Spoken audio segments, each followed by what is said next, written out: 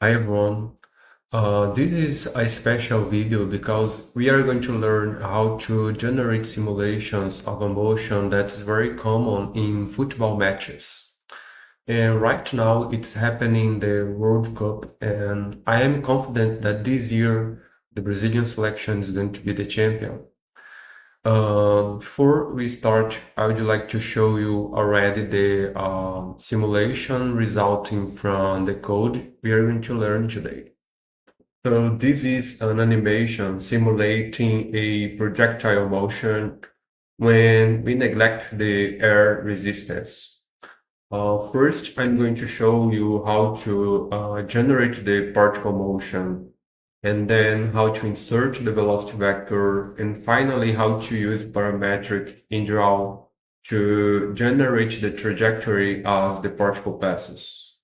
So if you think learning how to generate animations like this should be interesting to your classes, please stay until the end of the video and don't forget clicking like button, subscribing to the channel, and activating the bell. So let's start.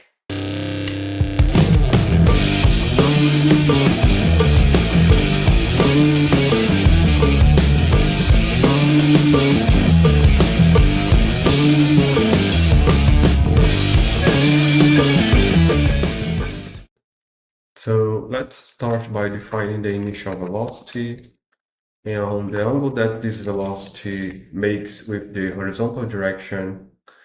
I would like to set it to 45 degrees, but Maxima functions only accept angles in radians, so we have to multiply it by pi and divide by 180. And let's set the gravitational acceleration, and the horizontal component of the position is going to be given by this, and the vertical component of the position is going to be given by this. There. Let's define the velocity components via the derivative of the position components.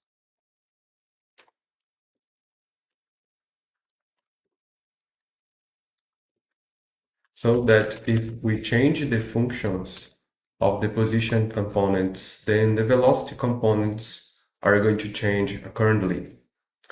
Let's find the time that the particle takes to go from the initial position until the highest point, and I would like to define a variable to get this value. So this value is the right-hand side of this equation that is inside of a list. So we can make this.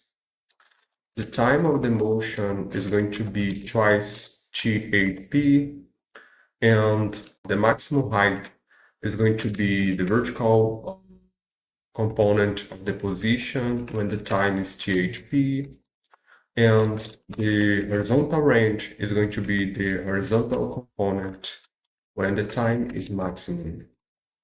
There. Before generating the animation, I would like to generate a graph showing the trajectory of the particle. So I'm going to set X label to this and the Y label to this, so that the students know that this line represents the trajectory. We have to generate this line with parametric, and the parameter there is the time, and the parameter interval is from 0 until T max. There, so here is our static representation of the trajectory. To make this closer to what really happens, we should insert here proportional axis and set it to this. There, so this is closer to reality. Let's now generate the animation. So let's set its name to projectile, and let's set the terminal animated GIF and make list to generate a list of frames. And I'm going to put some options here like X range and also Y range. And point type, let's set it to 7, point size 2, and points to draw the particle. And this is a two-dimensional motion, so the first entry is going to refer to the horizontal component of the position, and the second to the vertical component. And let's tell make list the variable and the interval of the time and the time step. If everything is okay, then our animation is going to be generated in the same folder where our worksheet is. And here is our animation, and it looks like this. To make it closer to reality, let's set proportional axis there, and let's see how it looks like. There is our animation. I would like to insert the velocity vector there, so I'm going to put this option, and after points in color red, I'm going to insert the vector. This vector is going to start where the particle is, and let's insert its components. And in order the vector does not appear too long there, let's divide the components by V0. And our animation looks like this. We can see that the vector disappears near the maximum height. So in order to solve this, we have to increase here. So let's add 0.5, for example. And let's update here. And now our animation looks like this. The vector also disappears when the particle comes back to the starting level.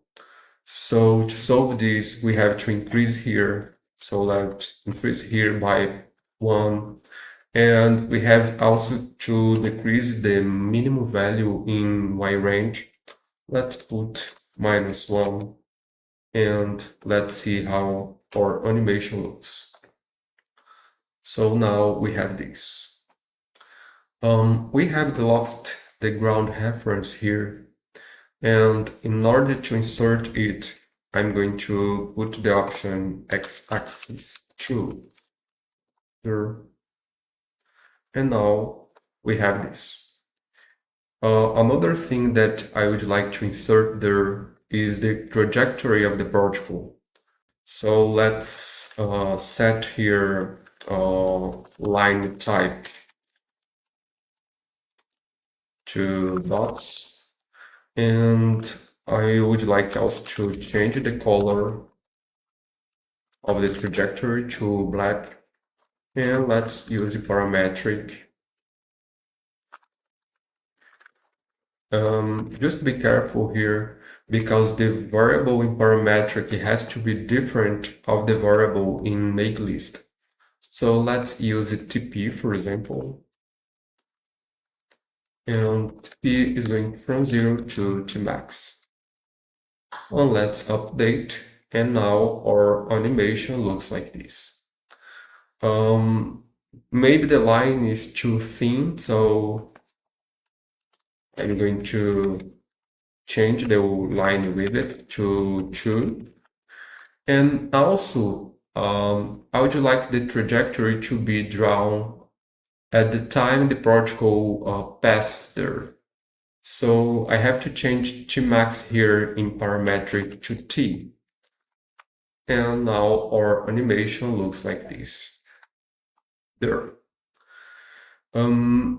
If I change the initial parameters, then my animation is going to change accordingly. So let's, for example, set the angle of the initial velocity to 60 degrees. And now our static representation looks like this, and our animation now looks like this. There. So this is how I would like to show you today. If you think animations like this would make your class more interesting, don't forget clicking the like button, subscribe to the channel, and activating the bell. And if you use another application or programming language, such as Python, for example, to generate your simulations, comment below if you think Maxima makes easier or more difficult to generate such simulations. Thank you for watching and see you in the next video.